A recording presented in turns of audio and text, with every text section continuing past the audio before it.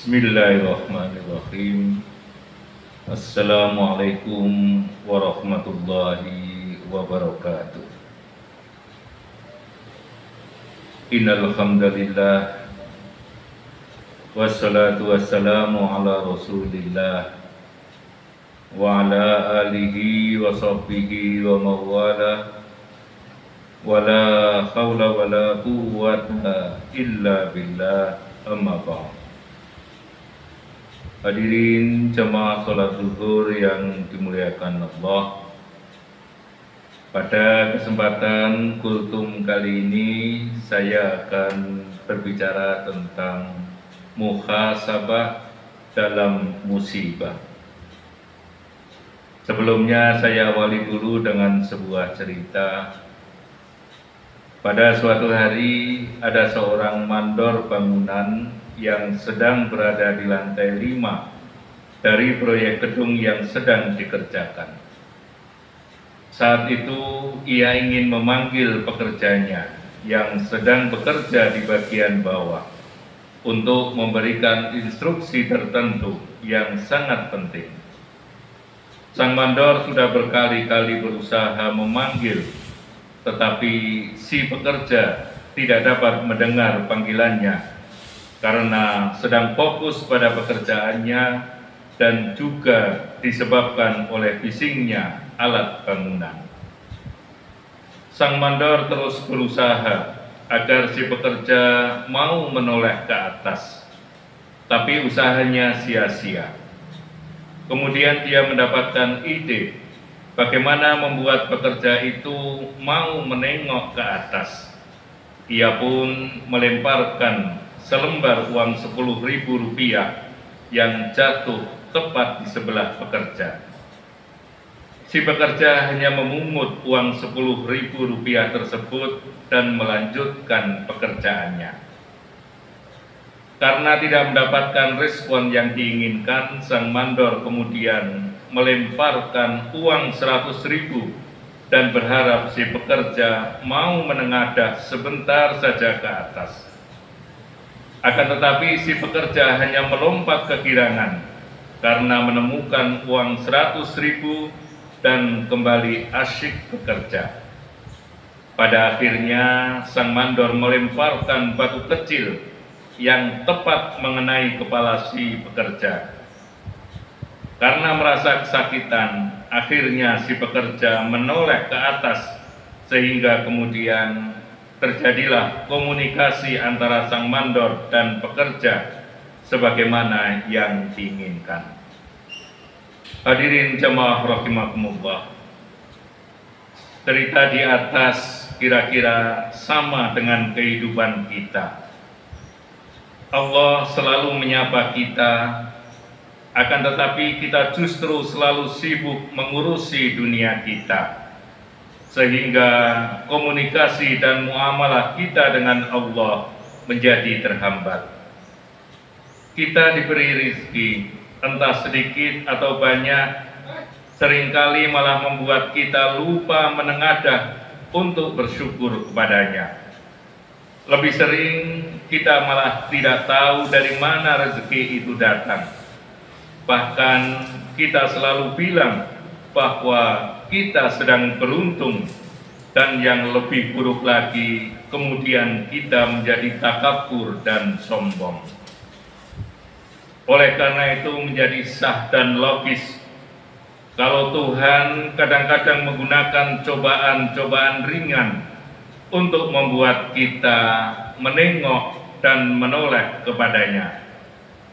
Karena seringkali Tuhan melimpahkan rahmat dan karunia-Nya, tetapi ternyata itu tidak cukup untuk membuat kita menengadah kepadanya. Kita selalu lalai untuk bersyukur kepadanya. Hadirin jamaah rahimakumullah, rahmat dan karunia Allah yang berupa rizki, berupa kesehatan, ilmu, kesempatan dan kemudahan ternyata telah gagal untuk mendekatkan hubungan kita dengan Allah. Kenikmatan duniawi tidak membuat kita lebih giat dan lebih rajin beribadah, Bahkan bisa jadi sebaliknya, nikmat itu justru menjerumuskan kita ke dalam kemaksiatan. Oleh karena itu, akhirnya kita dibuat gagal dalam usaha kita. Kadang kita juga dibuat sakit dan berbagai macam musibah dilimpahkan kepada kita. Batu kecil yang dilemparkan tadi bisa jadi merupakan peringatan pada kita agar kita tidak selalu sibuk dengan urusan-urusan dunia kita, agar kita menyambung kembali hablum minallah yang sempat terputus. Apakah yang menimpa kita itu ujian ataukah adab? Ini juga yang harus kita renungkan. Ada perbedaan antara ujian dan adab. Meskipun wujud keduanya bisa jadi sama, yaitu berupa musibah. Hadirin jamaah rahimakumullah, ujian merupakan musibah yang menimpa orang-orang yang beriman dan rajin beribadah dengan tujuan untuk menguji keistiqomahan dan menguatkan keyakinannya. Di dalam Al-Quran, Allah telah berfirman bahwa manusia jangan mengaku dulu beriman sebelum dia lulus dari ujian yang diberikan Allah. Ahasiban nas ayyutraku ayyakulu amanna wahum la yuftanun. Apakah manusia itu mengira bahwa mereka akan dibiarkan saja mengatakan kami beriman, sedang mereka tidak diuji? Maka semakin tinggi iman seseorang, akan semakin banyak ujian yang akan dia hadapi. Dikatakan bahwa orang yang paling berat ujiannya adalah para nabi, kemudian orang-orang yang soleh, dan seterusnya. Hadirin jamaah rahimakumullah, sedangkan adab adalah musibah yang menimpa orang-orang yang selalu melalaikan kewajibannya kepada Allah. Tujuannya adalah sebagai peringatan agar yang bersangkutan itu mau bertobat, menyesali segala perbuatannya, dan kemudian kembali ke jalan Allah serta memperbaiki hubungan dengannya. Allah Subhanahu wa Ta'ala telah berfirman, wa ta'adzana rabbukum la in syakartum la azidannakum wa la in kafartum inna adzabi lasyadid. Dan ingatlah tatkala Tuhanmu memaklumkan, sesungguhnya jika kamu bersyukur maka kami akan menambah nikmat kepadamu, dan jika kamu mengingkari nikmatku maka sesungguhnya azabku sangat pedih. Dari jamaah rahimakumullah, ketika misalnya kita sedang rajin-rajinnya bermaksiat dan lalai beribadah, lalu datang musibah, jangan sebut itu sebagai ujian, tapi itu adalah azab sekaligus peringatan buat kita. Masih untung kalau kita masih diberi kesempatan untuk hidup, karena berarti masih ada waktu untuk memperbaiki diri. Coba bayangkan bagaimana nasib kita kelak kalau karena ditimpa oleh musibah itu kemudian kita mati dan kita tidak sempat untuk bertobat. Hadirin jamaah rahimakumullah, akan tetapi baik ujian maupun azab sebetulnya sama-sama merupakan refleksi dari kasih sayang Allah pada manusia, agar senantiasa melakukan muhasabah, introspeksi diri, lebih rajin beribadah kepadanya, dan selalu beramal soleh, serta tidak pernah melupakannya. Jadi intinya adalah bagaimana kita bisa saat melakukan muhasabah dan juga mawas diri.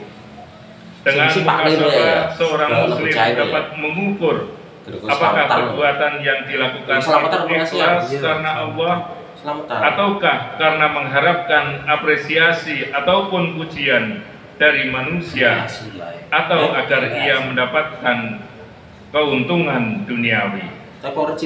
Melalui muhasabah pula seorang muslim dapat menilai apakah perbuatannya itu telah selaras dengan hukum Allah ataukah justru ia membuat hukum sendiri untuk menjustifikasi perbuatannya.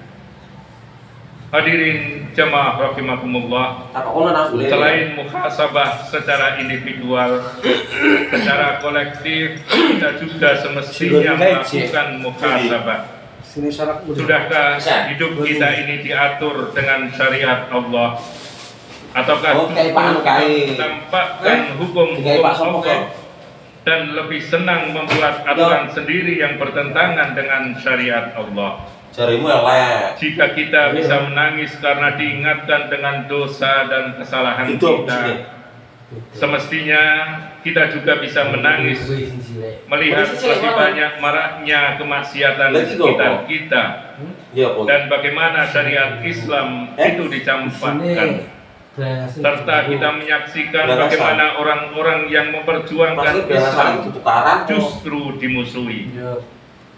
Sungguh Allah itu sangat mencintai kita.